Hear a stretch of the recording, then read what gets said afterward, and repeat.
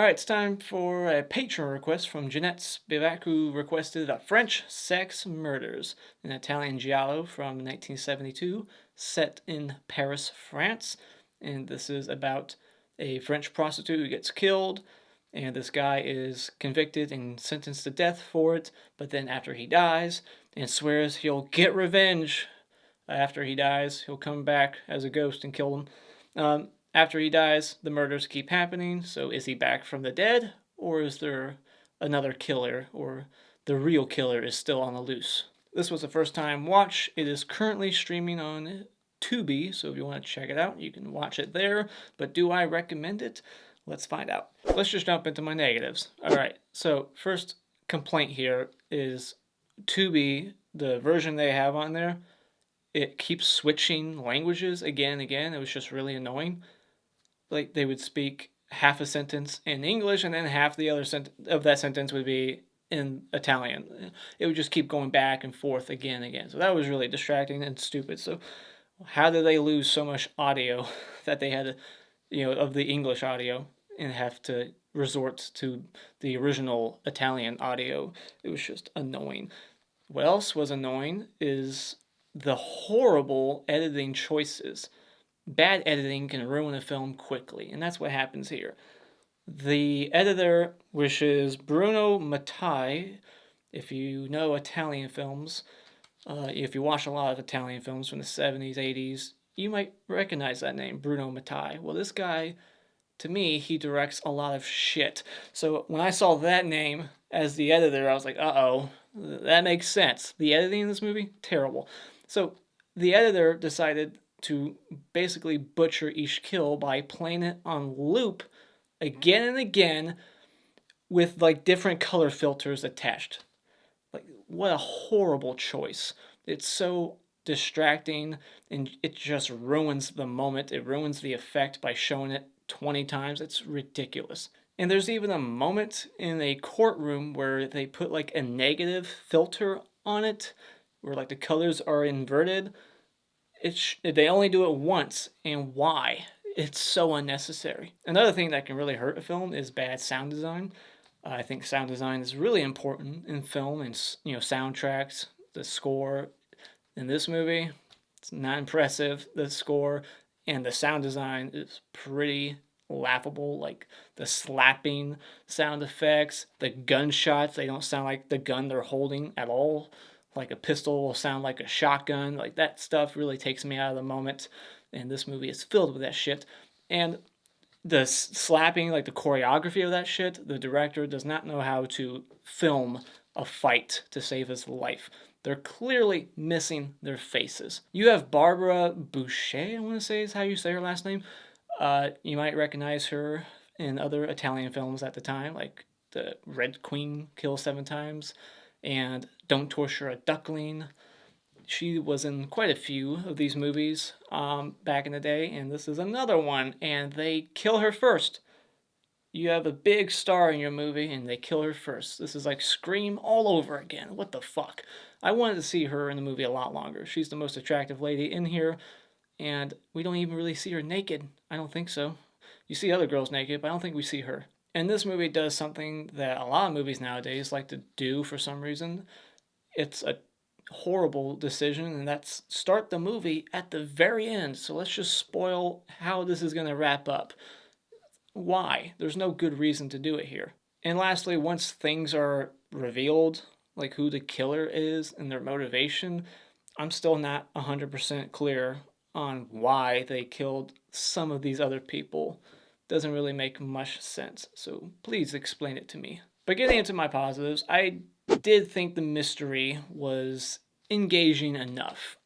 I was never really bored. I thought the pacing was okay.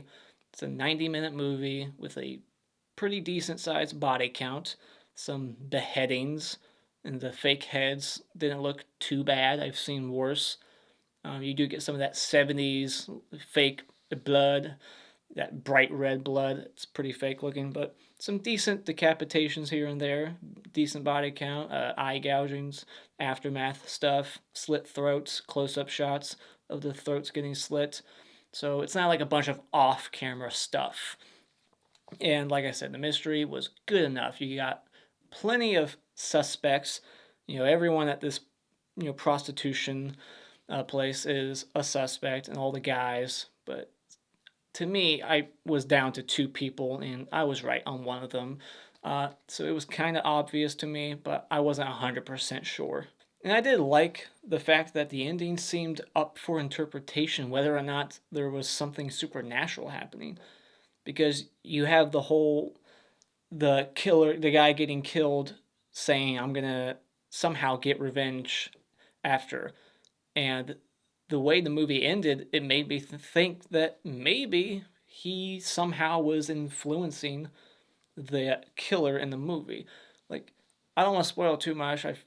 It's obvious that's not the guy who got sentenced to death. Like, obviously somebody else is killing, but the way it wraps up at the end, they kind of suggest maybe Antoine, who got sentenced to death, was influencing this person to kill. Maybe, I don't know, but I kind of like that idea that maybe he really did get revenge from beyond the grave. Who knows? So final thoughts. I thought this was just kind of a meh, basic, just average murder mystery that moves along fine. The mystery was somewhat intriguing. I wasn't 100% sure who the killer was, but it just lacks good atmosphere and a visual style. It has horrible editing choices, some poor sound design, and just some amateurish cinematography and direction. So when it comes to the French sex murders, I'll just give this 2.5 out of 5. All right, spoiler discussion. So this movie hits the ground running. Like, it just starts with a chase.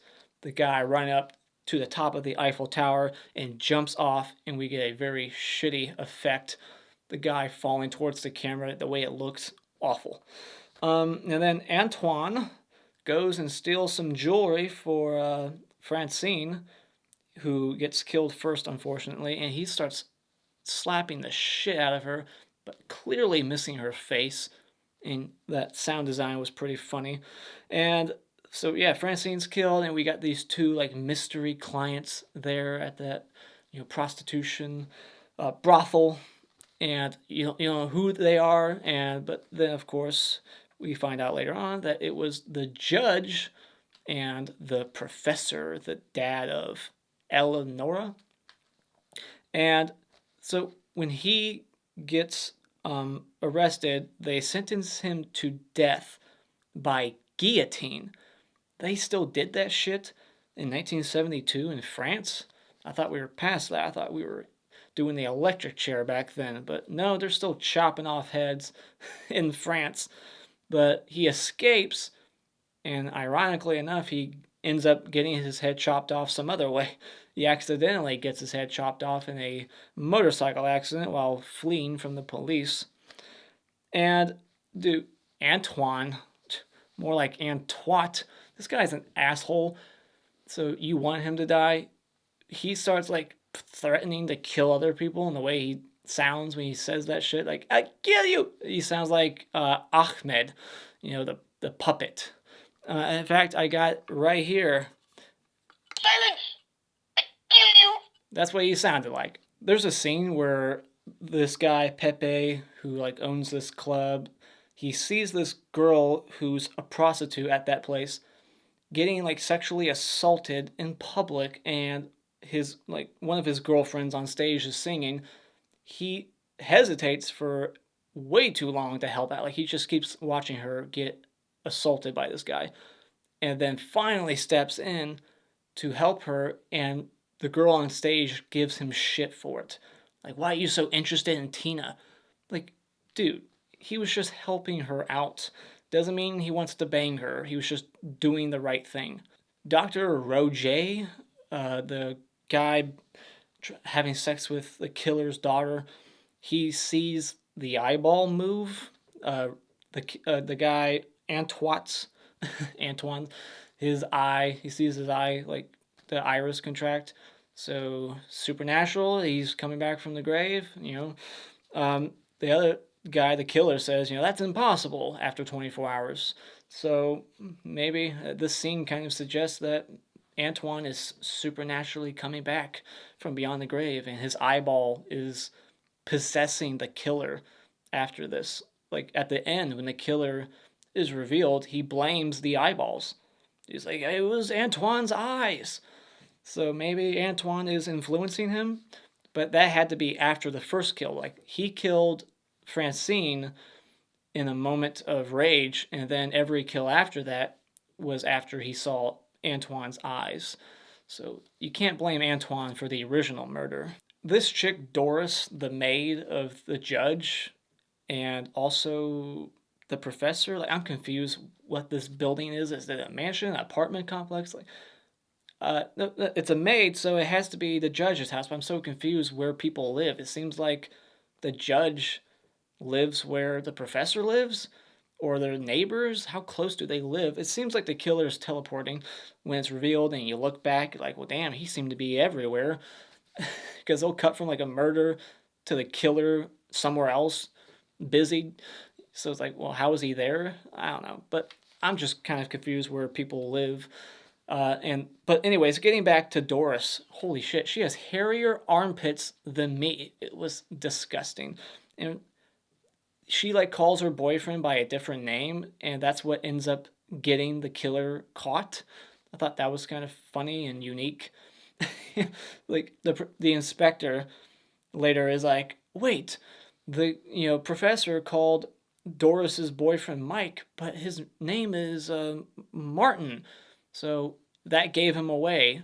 And the one person drew like an M in the blood with the blood, but it was actually a W for Professor Waldo or whatever. And how does the inspector know that the killer's right-handed? They never explain that. You're just looking at slit throats and people's heads bashed in with a lamp, and you're like, he's right-handed, he has to be. How would you know? I'm sure there's some way they can find out, but they never really explain it. We get 3 kills back to back, a sword decapitation, and this girl getting strangled, and then her eyeballs are plucked out of her skull after, and the other guy gets stabbed with the sword. And every kill in this movie, like I said in my negatives, the way they're edited, it's terrible. Like, we have to watch the head get chopped off again and again and again. And Madame Colette, when she gets hit with the lamp, they just replay the shot of her, like, ducking.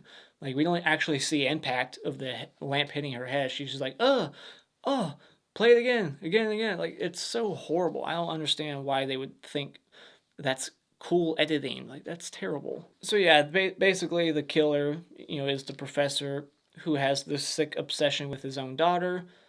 He doesn't want anyone else to be with her, so he's gonna he kills Francine thinking that's his daughter. So why would he want to kill his own daughter? Like, I don't know. Doesn't really make much sense. Like, if anybody should be dead first, it should be the guy banging his daughter. If he loves her that much, like, no one can be with her. So why isn't Dr. Roget, why isn't he dead? He should be first on this guy's list. So why is he going around killing all these other people? The inspector says something like, oh, you killed the second person, Madame Colette, to cover up the first one. I'm not sure how that's covering up the first one. Like, you accidentally killed Francine in a moment of rage, and then you were lucky enough that this person got tried and sentenced for it. Like, you're off the hook. So why continue your murders? It doesn't really make much sense. I don't understand it. So that's the end of the French sex murders. What are your thoughts on this Giallo? Let me know in the comments below. And as always, if you like what you've seen here, you can hit this like button and become a subscriber today just by clicking on my cartoon face in about 5 seconds. And remember, it's all an opinion. You don't need to get butthurt about it.